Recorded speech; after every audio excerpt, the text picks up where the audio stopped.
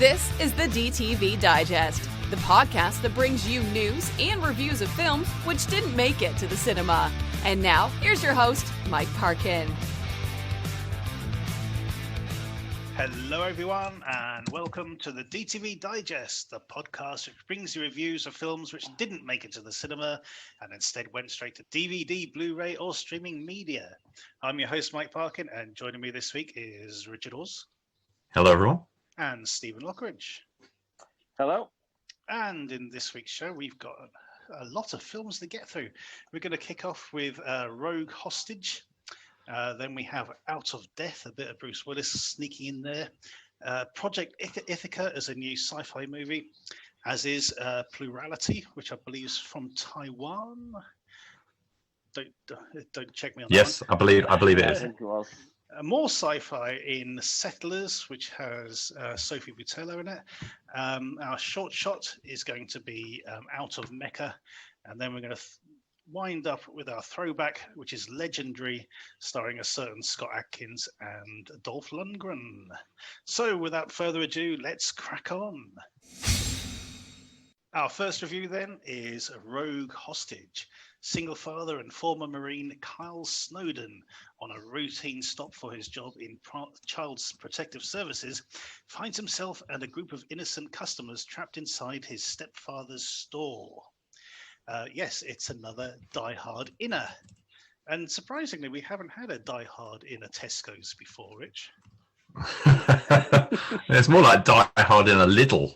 Or something. It is almost, isn't it? Yeah. Okay, so Steve, over to you first. What do you make? To be honest, I thought it was quite generic. Try very. Well, yeah. I'll try to be a bit polite there, but it was. It's Die Hard in a shop with a Marine who's got PTSD because he's shot his mate, and I don't know. They just try and throw in everything in but the kitchen sink, really. You know, you've got the stepdad and the daughter and the son is the child he's rescuing, and his mate and his cousin and the dog and the cat all in this shop at the same time when it gets raided by these yokel terrorists or whatever they're supposed being. And it's just not much really happens. I mean, you've got the annoying PR girl who should have been shot in the first 5 minutes, to be fair. And it's just quite flat. I thought, to be honest, Tyrese Gibson. Now, I know he's mainly known for the Fast and Furious movies and all that lot, but I'll come into it and I'll say it again. I've always seen the first one. I can't be arsed with them. They're not my thing. And so I've not really seen him much. I was quite disappointed in his performance, to be fair. Yeah, I don't know. Yeah, he doesn't have any charisma in this. I mean, you watch the Fast and the Furious movies, he's got a lot of charisma. Especially he does really comedy and stuff really well, but he's playing like really dour, and it just doesn't work for him, at least in this occasion with this script. Yeah, and also Michael Jai White as well. He's in it for about 5 minutes and gets shot, and then that's it. Just sits there, and I thought if they'd have switched it round, and Michael Jai White was in the lead, I think it would have been a hell of a lot better film. Well, he did that. It was called Welcome to Sudden Death. Yeah, he's been 3 Die Hard movies released in the UK this year. He's done Welcome to Sudden Death, where he was the lead. He did Assault on a Station 33, where he was the cop on the outside. The police chief. So the guy on the phone, basically. And then in this one, he's actually inside, but he's one of the more supporting characters. So he's working his way around the field of the different roles in Die Hard. He doesn't get a huge amount to do in here, which is a shame. But it's always nice to see him. How do you feel about this one, Rich? I mean, it felt really flat to me. Yeah, I mean, I know you're in for what the standard is when they've not put any effort into the opening credits. Just like the really bland, basic font, has been thrown together. The film has got no, style to its cinematography or anything, and yeah, it's just it's cheap and routine and not particularly interesting. There's some interesting stuff in there, like having Tyrese Gibson's character having this trauma, and the fact that he works for child services is quite interesting. It doesn't really do a lot with it, but they kind of interest that. John Malkovich is in there, and unlike various. What was he doing there? To be fair, well, he's like the Bruce Willis of this, isn't he? Yeah, he's like the Bruce Willis or the dodgy pictures on him. To be fair, because he's so much better than this, I don't know. I mean, he turns up all over the place, and at certain points in this, he is like having fun with the role. He's like his character sort of seems to switch around, and you can tell there's certain scenes where he's just going, "Yeah, I'm just going to go crazy with this." Yeah. It's just like, and you're not quite sure is he a bad guy or is he a good guy and whatever. So you're a bit offset with that. I didn't mind him in it. He's fine. He's actually, there's a bit more life in his character, I think, than some of the others. In fact, pretty much all of the others. He does stand out for that reason.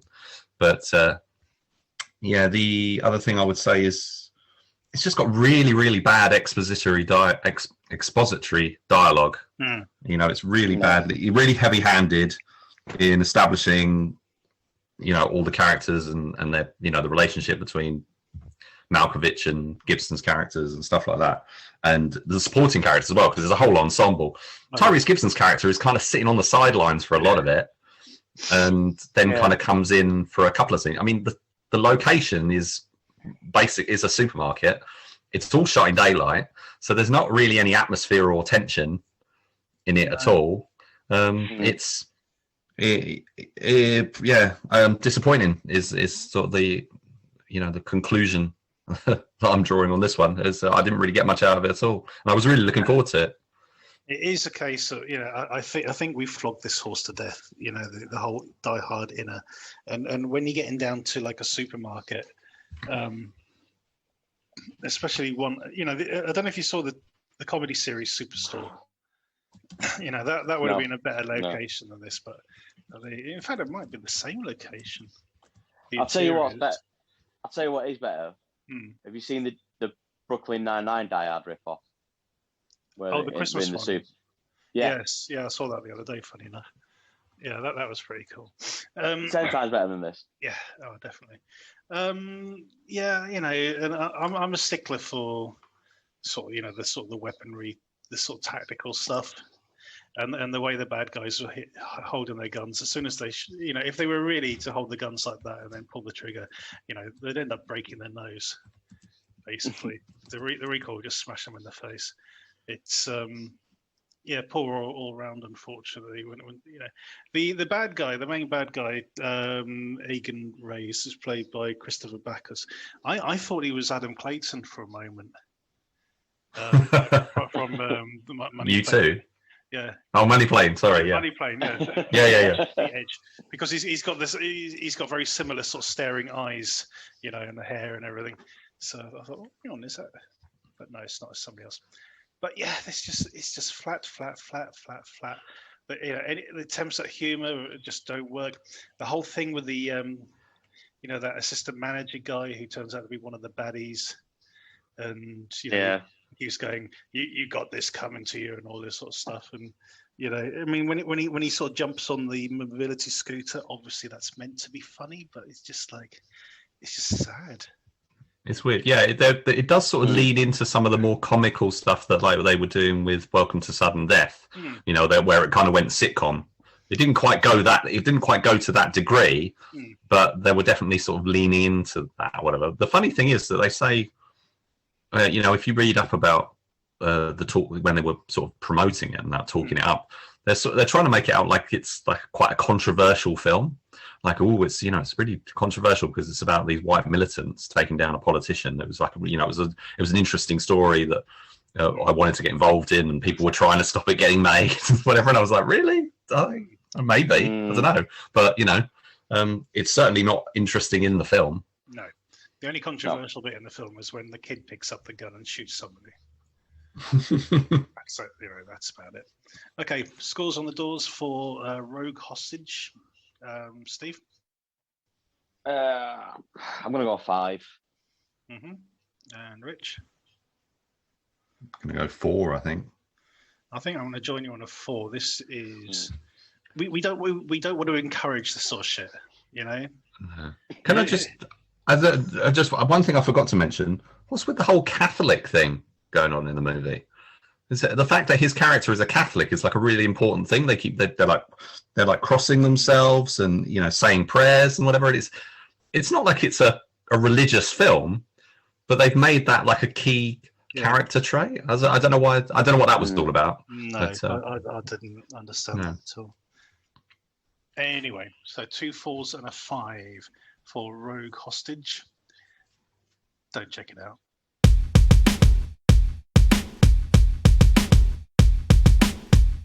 Our next film is Out of Death. A corrupt sheriff's department in a rural mountain town comes undone when an unintended witness throws a wrench into their shady operation. This is another Bruce Willis cameo. So we got Jaime King, fresh out of the Black Summer on Netflix, and Bruce Willis, straight out of retirement, in this sort of scuzzy mountainside sort of little town where the local sheriff's department has decided to indulge in a bit of skullduggery. Rich, what did you make of this? Oh man, so we've seen a better version of this film.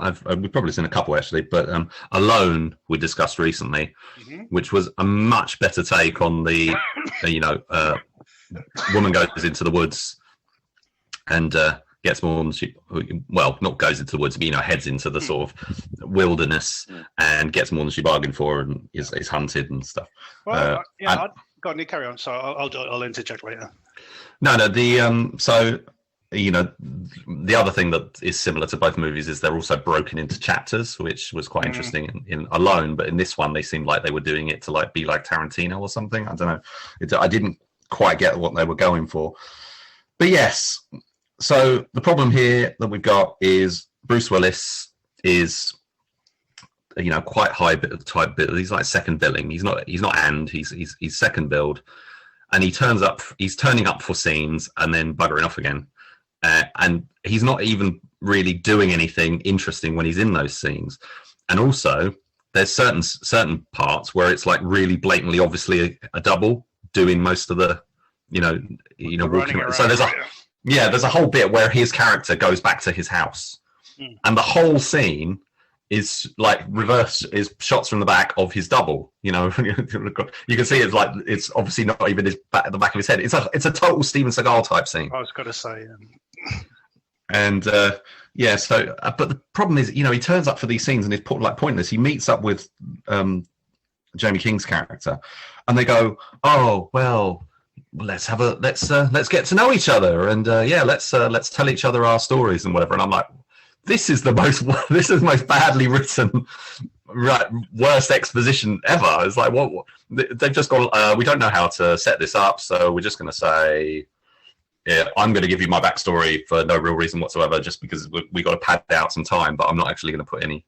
You don't have to put any effort into it. Whatever. It's really bad. It's one of the worst scenes I've seen in any film this year, I think. And I haven't minded Bruce Willis in like Anti-Life and stuff like that. That we've seen. This is probably the worst thing I'd say that I've seen him in.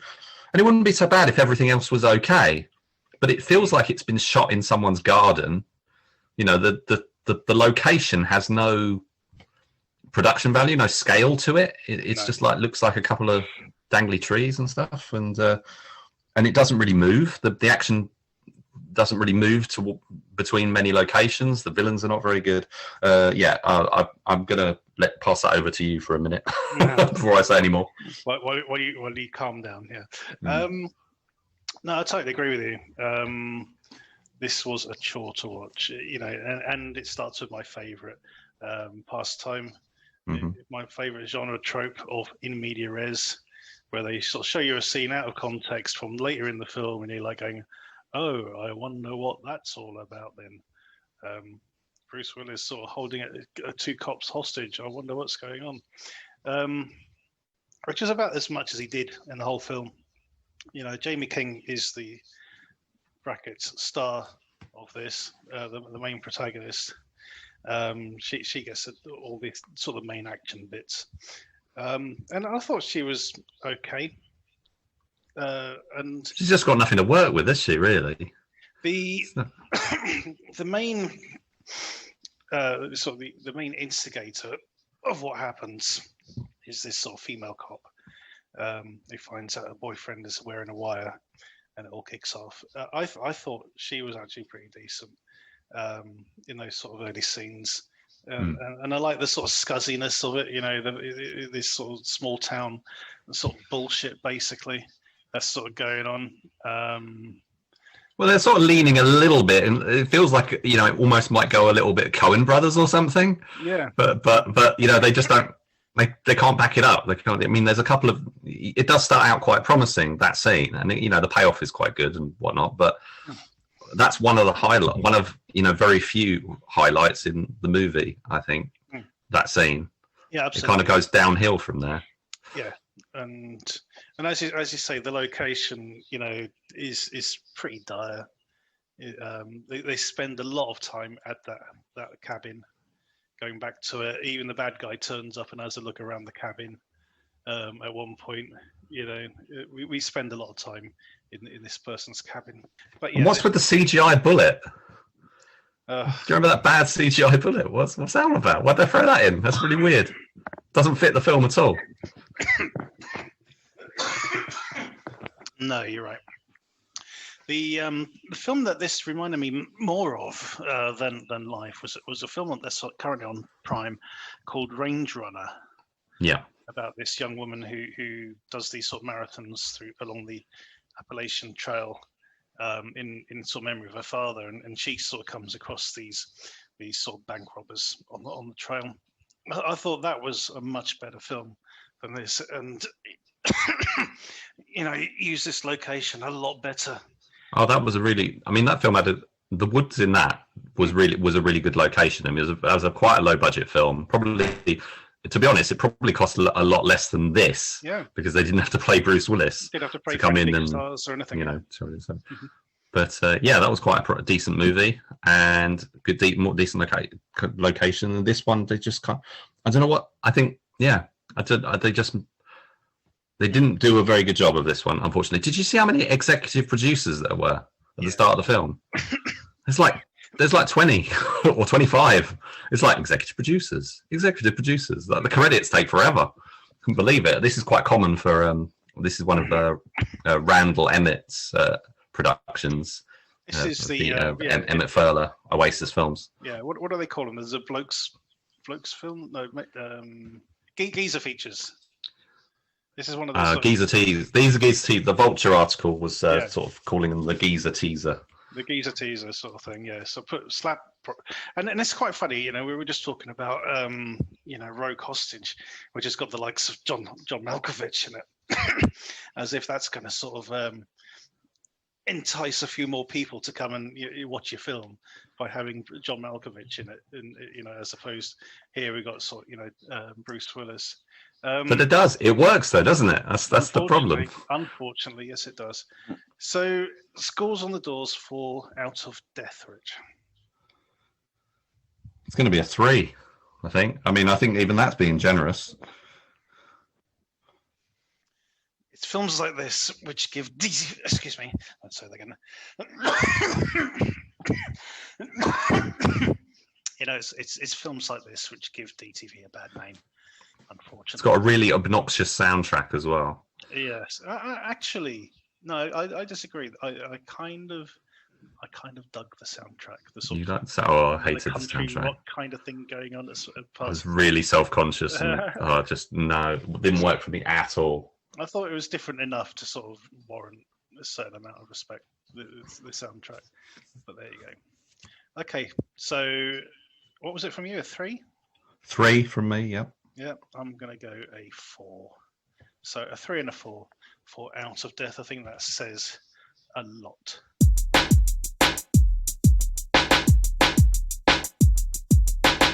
Our next film is Project Ithaca. A group of strangers awaken aboard an alien spacecraft.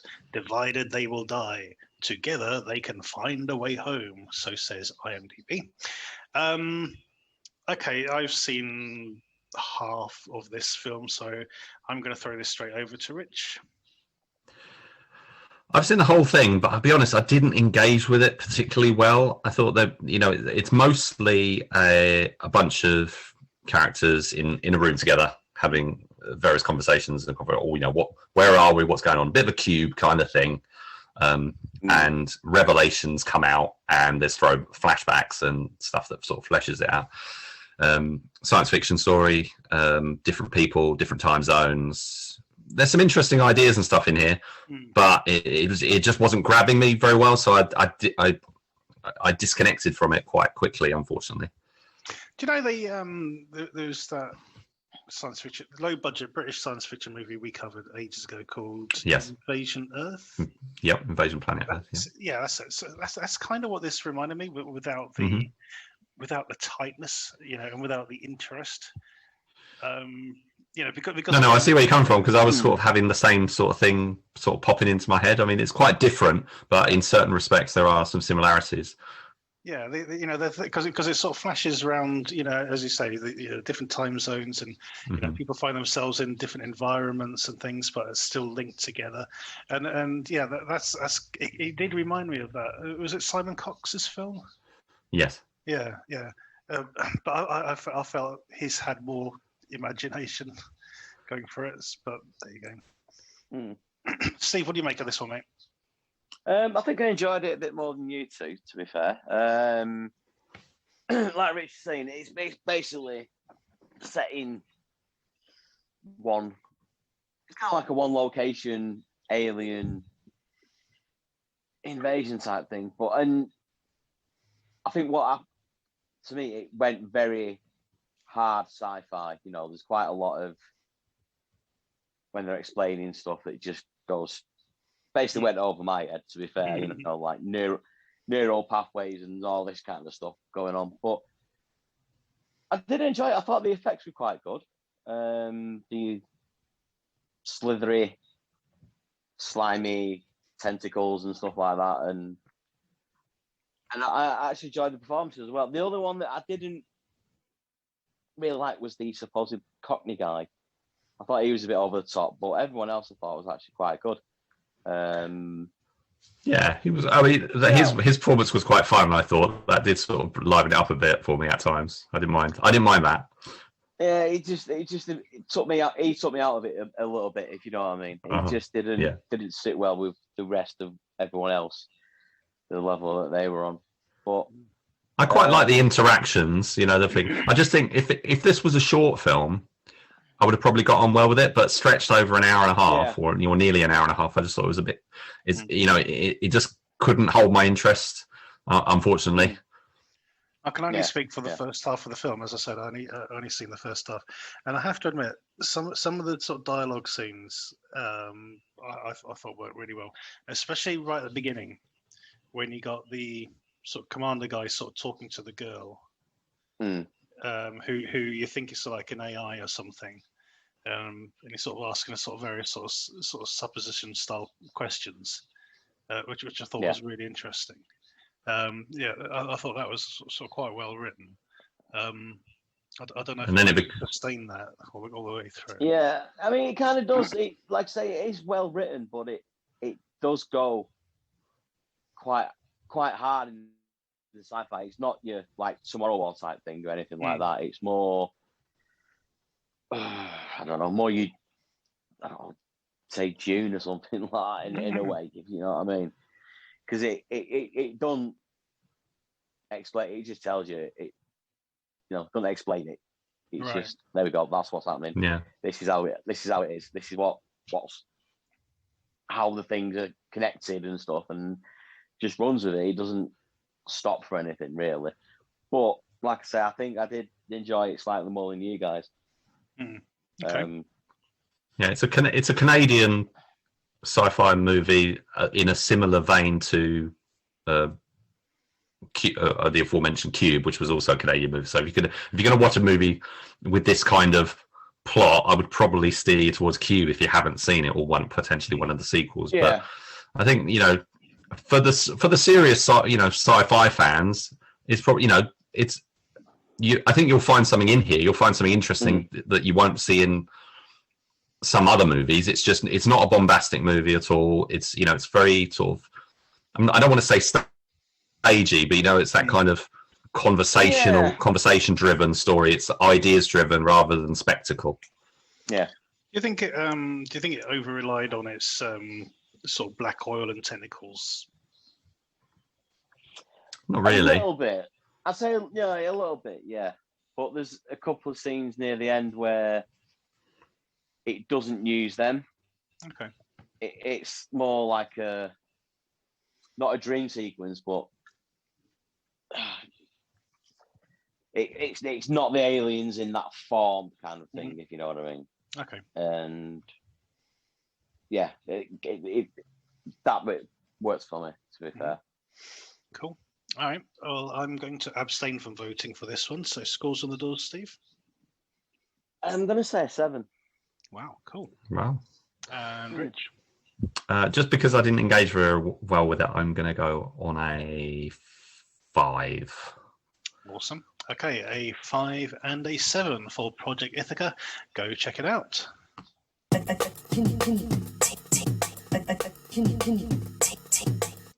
Our next review is Plurality.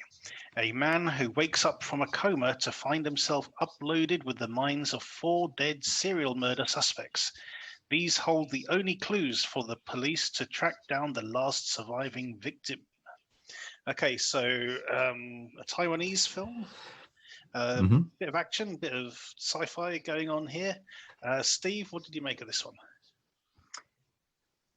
Yeah, I like the first 45 minutes or so, and then I think it started to drag, to be fair.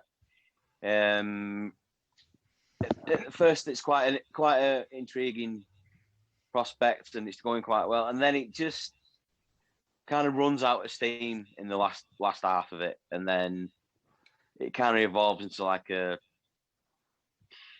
kidnap thriller thing, but doesn't really work that well.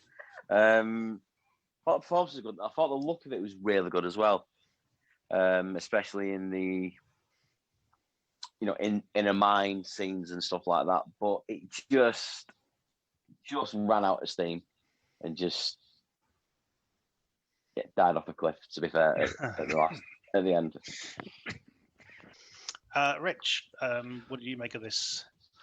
Yeah, it reminded me a lot of Identity, the film with John Cusack, and a few other things, but that was the main one that it jumped off.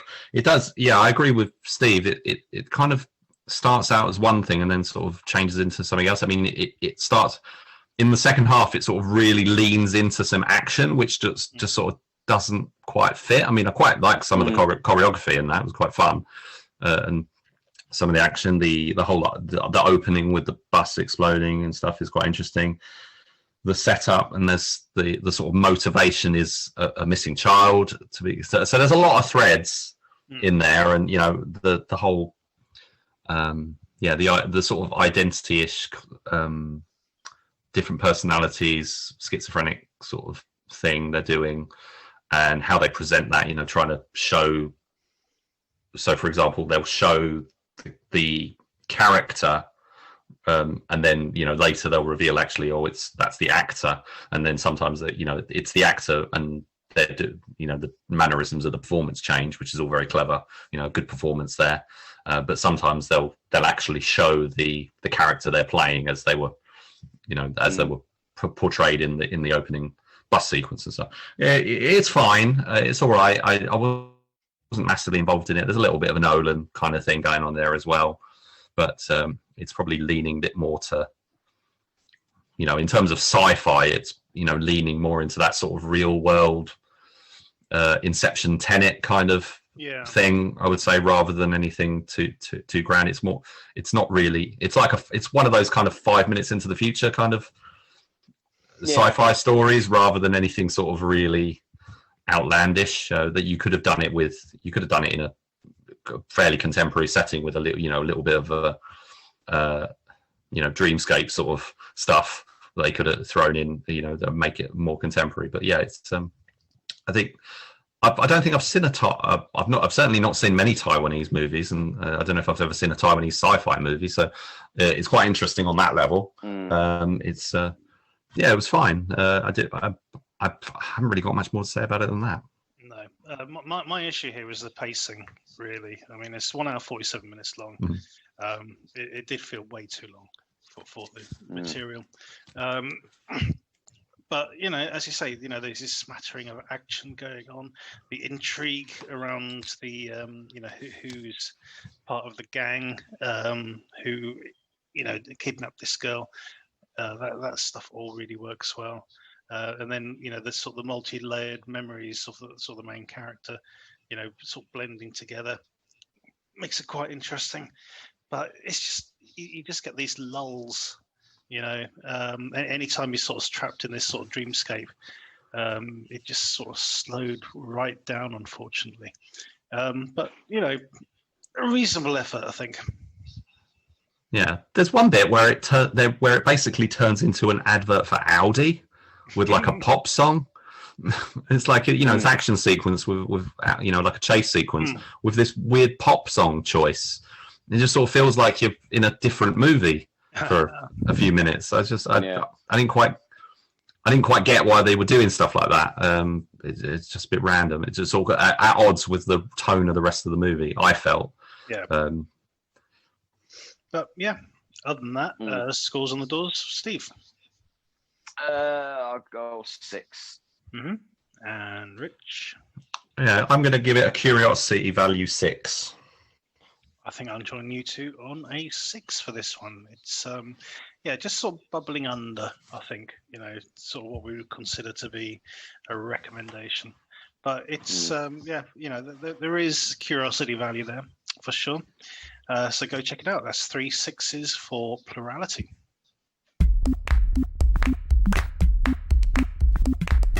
Our next film is Settlers. Mankind's earliest settlers on the Martian frontier do what they must to survive the cosmic elements and each other. So we've got a very elegiac-paced art house sci-fi movie here, Rich. It looks pretty stunning, but is it really watchable at the end of the day? What did you think of this? I think it is. I found a lot to enjoy, in some sense not enjoy, but I found a lot that was interesting and engaging about the movie. But I want to hear your thoughts first. Okay. It has its moments, as you say. I think it looks great for a start. They capture the landscapes really, really well. So we got Sofie Boutella as the sort of grown-up version of the character of Lisa or Ilsa. And then we got Ismail Cruz Cordova as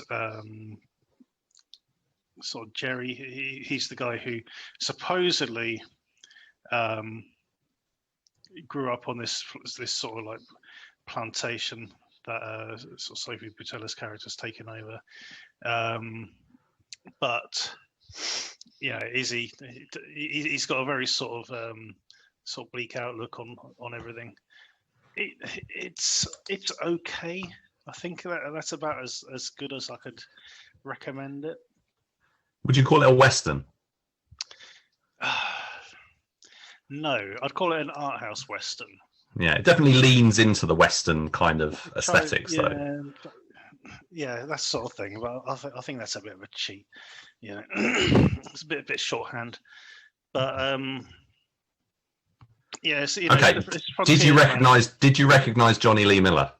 I didn't actually. Actually, his voice. I think he's he caught his voice. But other than that, no. No, I didn't recognize him until I think I'd watched the first few minutes of the movie, and then I think I'd have to duck out, and then I had to come back in. And it was only when I came back in that I was like, "Oh, hang on a minute, that's him."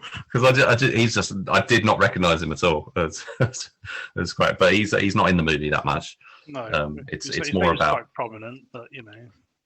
Yeah, it's more about Sofie Boutella as the almost the main lead, because it's the young girl who's the main character. Remy, I think, is That's right, who played by two different performers, because it jumps forward in time. So you got her as a young girl, and then you've got her when she's a bit older. So any positives that you want to pull out that you particularly liked about the film? It's just so bleak and boring. Bleak and boring. Oh, bleak and boring, mate. Yeah, that's. Right. I don't know. Yeah, I mean, you know me. I've been having just getting over COVID and everything, and so probably not in the best frame of mind to be watching this. But you know, there's a bit of The Martian in there, I guess. There's this sort of like lawless nature to it, because you've got this family living on this sort of this compound, and then there's a sort of raid at the beginning, and they sort of defend themselves and sort of shoot these people, and then you find out later on that actually they sort of like nicked the place anyway. Everything's sort of transient. But no one really owns anything. But you got to fight for every inch, I guess. But I don't know. No, it's just didn't really connect with me at all. Okay, so I'm going to say that I felt it reminded me of, I don't know if this was intentional, but there were certain things about the story and the setting that really reminded me of Aliens and Star Wars. So there's the whole sort of. Okay, I can see the Star Wars bit. Yeah, so there's the what's the uncle and aunt called? I can't remember. But Uncle Owen and Aunt Peru. Yeah, so there's that. The setting is very much like that. The moisture farmers or whatever, and the family dynamic, and the young girl really reminded me of Newt. I know, obviously, that this could be a Newt backstory almost before the aliens came and killed her parents. This was her life almost. So I thought that gave it an interesting dimension for me to sort of think about it that way. Western sort of thing. Sorry, go on. I was going to say you're literally having to invent your own story. No, because I did like the film as itself, but I'm bringing other stuff to it. Absolutely, I'm just putting that out up front, that I was bringing other stuff to it. But I'll get on to my favourite thing about it in a minute. But it's got that kind of Western setting. There's the stranger gunfighter sort of character who comes in. Who's played by Ishmael Cruz Cordova, I think, who's just like one of the most insanely sort of handsome guys ever. it's like he's got so much charisma and whatnot. He's got really distinctive. So in a way, he looks quite unattractive, but he's also got he's got this. I don't know. It's just this crazy sort of. Unique sort of look about. He's not like Terrence Howard or anyone, but sort of a bit like that. But he's got real style in the way they've dressed him, and he's got these sort of the way his hair's done and everything. He's a really charismatic screen presence, and a really sort of interesting and pretty creepy character at the end of the day. So I thought I really liked what they did with him. Sofie Boutella was really good. I haven't really seen anything. I haven't seen her in anything that sort of really seemed to sort of present her as an actress. She's often sort of been sort of more of an eye candy sort of feature, or sort of like an action character. I saw her in Atomic Blonde, but she didn't register in that movie to me. And I know she was in The Mummy, but I never saw that. You missed nothing there. Yeah. But I liked her in this, and I thought there was some interesting dynamics. The attitude amongst everyone, the attitude towards death, I thought was really interesting. It's so casual, and it doesn't really. They don't seem to have any sort of care or remorse or or feelings of guilt or anything. So there's they can't trust each other. So there's that going on. But it's another film that's broken into chapters, which sort of breaks it up a bit. But I don't know if that was really necessary. I will say that I'm getting on with my favourite part of it now, which is a completely sort of side part of the film. But it's Steve the robot, who's like the cutest robot. I knew you were going to mention Steve. He's like Wall-E or something. He's fantastic. I mean, he's so brilliantly realised. I mean, completely CGI, as far as I can tell, but done so well that he doesn't look like CGI. Yeah. And it's just incredible what these filmmakers can do with these inanimate characters, and just do little gestures and stuff to sort of anthropomorphize them and make them really sort of sympathetic and give you an emotional sort of connection to them. I just loved him. I just thought he was great. He's the only friend that the little girl's got. And he's loyal. He's like a dog, but he's basically a box. He's basically just a box. He's a box on spider legs, isn't he? Yeah, I think they've definitely done. There's a Silent Running and Wall-E and stuff kind of influence going on there. So there's this is a film that seems to have a lot of influences on its sleeve, but it's trying to do it in a sort of more. They're trying to do more of a cerebral, art, as you say, sort of art house sci-fi than anything else. But yeah, I just thought, take all those different facets together and the performances or whatever. I got a lot out of this. This is probably my favourite film that I've watched this week. Okay, so what are you going to score it? I'm going to give it. Oh, you know what? I'm between a 7 and an 8. I'm gonna go for a. Oh, no, I've got to go for an 8. I'm going to go for an 8 on this. Okay. Well, I'm going to go for a 6 on this one. There's a lot going for it. Maybe I just wasn't in the right mood for this at all. But I can certainly see the work that was put into it, even if it didn't quite engage with me. So a 6 and an 8 for Settlers.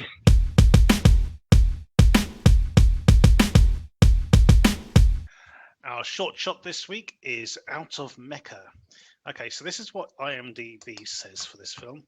In the near future, a young gamer tries to find his way back into a virtual reality world he was once the champion of. Well, that's absolute bullshit. What we actually have is a young man who is trying to, via a mix of time travel and virtual reality, change the outcome of a covert British military operation in Afghanistan, which had sort of future implications and consequences that he's trying to change. Let's go with Steve. What do you make of this one? I thought this was actually really, really good. The story's nice and neat. It wraps it up really well. It's really well shot. I think the director's done an absolutely cracking job, Stephen Reynolds. Did you guys watch when it finished? I left it running, and there's a behind the scenes. Right. Yeah, I watched the behind the scenes. Yeah. Yeah. I can't believe it only cost $6,000 to make it. There must have been a lot of favours involved, I think. Yeah. Well, and the writer director did a lot of it himself. He was operating the camera and everything. And just as the way he was coming across stuff, like shooting the was it Afghanistan scenes, I believe. Yeah. Mm-hmm. And the way he's done it, he's basically made a camera on a bike helmet, and just the ingenuity I thought behind it was really, really good. Performances were great as well. The young lad's a bit quiet, a bit dour, but that's how his character's supposed to be. But especially when he's meeting with the older gentleman, shall we say, the twist in that I thought was really good, and just overall it was really, really good. Really enjoyed it. Mm-hmm. Rich. Yeah, I really liked it a lot as well. It kind of ties in with Plurality.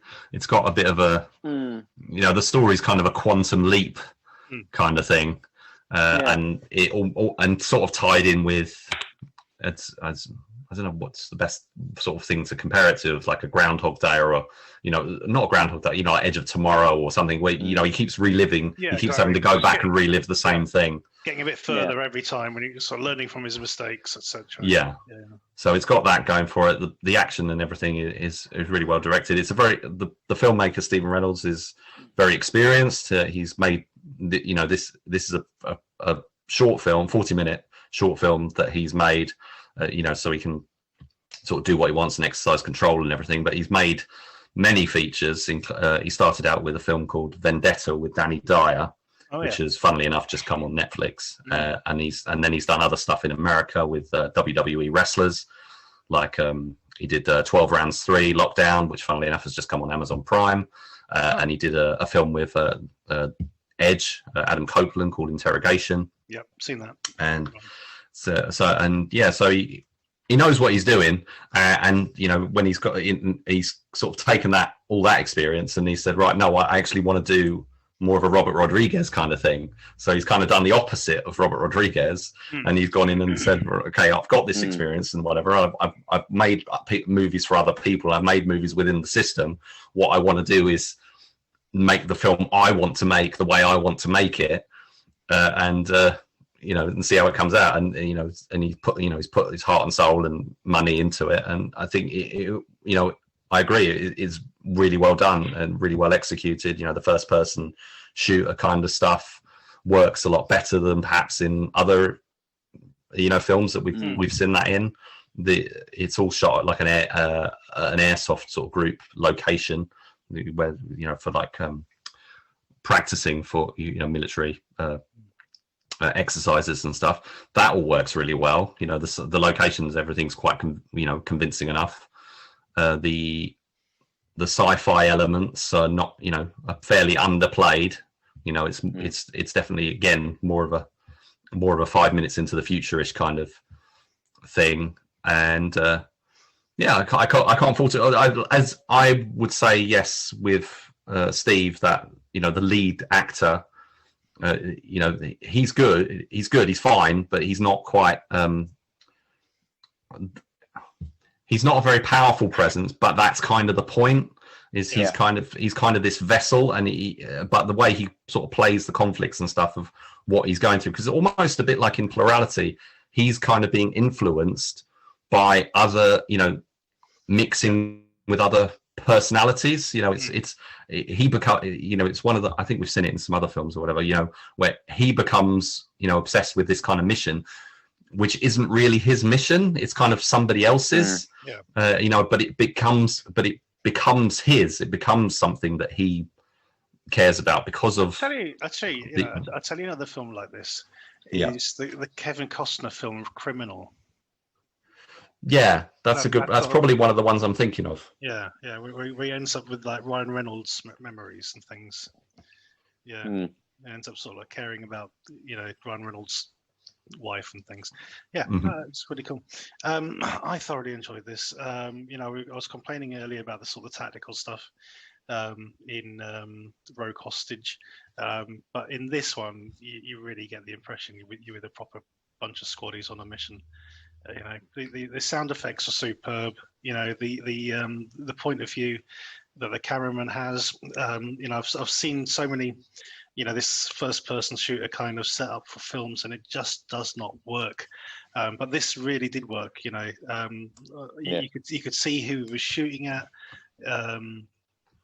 The thing with the snipers popping up on the parapet, and and he's waiting for them basically because he knows they're going to come up. I thought all that sort of stuff was absolutely well executed. And this this sort of sci-fi elements in between, the cityscapes, everything. I just thought worked really well. Yep. Okay. Any more on this one? No. I will say also, one of Stephen Reynolds' earliest films was a Tomb Raider fan film called Ascension, which is actually sort of really good. I'm pretty sure it's filmed in like a cave system near Derby or somewhere. Funnily enough, I was just looking it up. It's worth seeing, yeah? It's about an hour long. Yeah, I thought it was pretty decent, actually. Yeah. So good locations and everything. It does a good job of sort of like, building a bit of the sort of mythos around the character. It's relatively low key sort of mission and everything, but I think it worked really well. Cool. We don't score the shorts, as people will know, but we do recommend them, and we will put a link into the footnotes, so please check it out.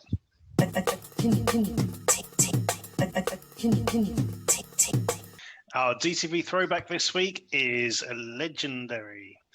This is how IMDb describes this one, guys. A team travels to China to capture a primeval creature that is not supposed to exist. Whoop-de-fucking-do, as Bill Paxton once said. So this stars Dolph Lundgren and Scott Adkins and a big CGI monster. So I'll read you a different synopsis. This is from Amazon. Okay. Travis and his team travel to China in search of what isn't supposed to exist. Their mission to capture a cryptid, which is wreaking havoc in a remote village, and they need to do this before it is killed by Harker, the legendary bounty. That's Dolph Lundgren. Right. Okay, so what's going on with this film, guys? Over to you, Steve. Well, I picked this one this week, and it was completely not what I thought it was going to be, to be fair. Because Prime, it come up, Scott Adkins, Dolph Lundgren, I'm thinking, right, kick-ass, action, blah, blah, blah. But it really isn't. It's more like, I don't know. It's an adventure film, isn't it? Yeah, it's not like a Romance in the Stone type kind of creature involved. And just completely not what I was expecting. But having said that, I did actually really enjoy it. I thought Scott Adkins was actually really good as a leading man rather than just ass kicking all the time. Dolph Lundgren's playing, his usual baddie. But it's just a bit of fun, creature feature, adventure film, but apparently Scott Adkins was injured. That's why he did this. Yeah, that's why he's not doing as much action in this one. He was recovering from Universal Soldier. But it works. I mean, some of the CGI with the monster at the end is a bit cheap and a bit cheesy, but apart from that, yeah, it's cool. A fun film. Was Steve? Was Scott Adkins? Was he playing American or English in this? I can't remember. It's been a couple of weeks since I saw it. I think it's American. I think he was playing American. Actually, I think it was probably. I prefer it when I would have preferred it because he is actually. When they go to meet his character, he is in or supposed to be in London, whatever. And I think they decided to make the character. Anyway, I really like this a lot. I think this is probably one of the most theatrical of Scott Adkins' movies. It's got a real cinematic look about it. I mean, it's a Chinese movie shot on location in China. The locations look spectacular. The cinematography is really good.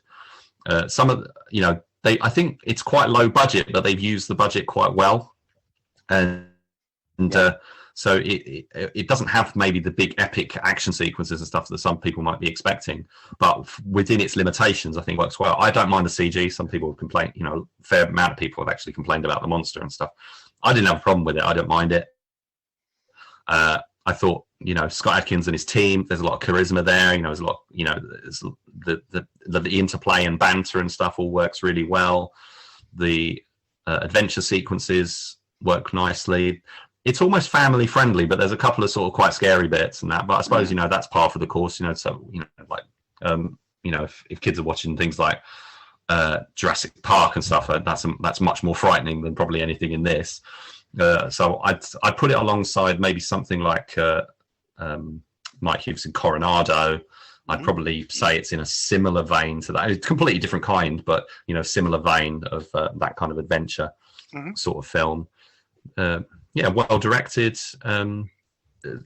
Dolph Lundgren's great in the sort of the villain role, and I think it's nice to see a movie that feels like it shows you what Scott Adkins could do on the big screen if he was given the chance. I think there's a couple of other films that he's made that have had the really fantastic cinematography, but Universal Soldier: Day of Reckoning being one of them.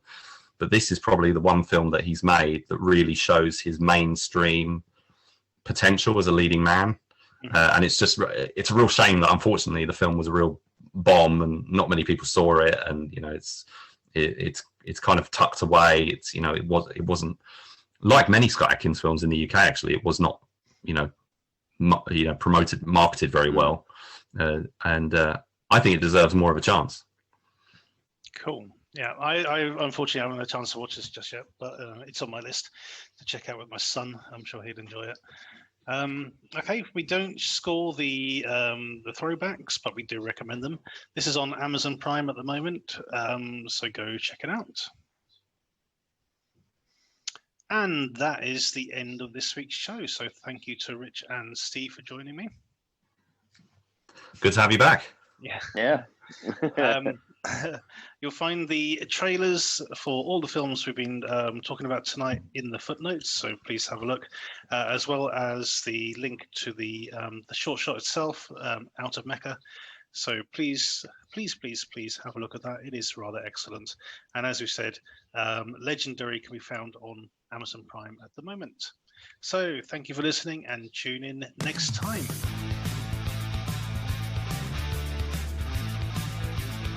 Thank you for listening to the DTV Digest. Let us know your thoughts in the comments and tune in again next time.